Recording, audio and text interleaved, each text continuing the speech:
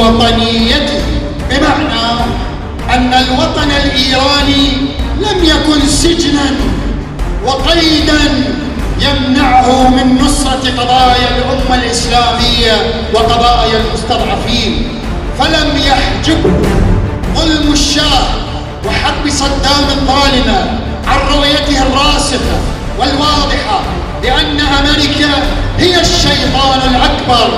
لم ينشغل بالجزئيات والحواشي من أن يرمي بنظره أقصى القوم ويشخص أن أمريكا هي أم الفساد والظلم والإضلال.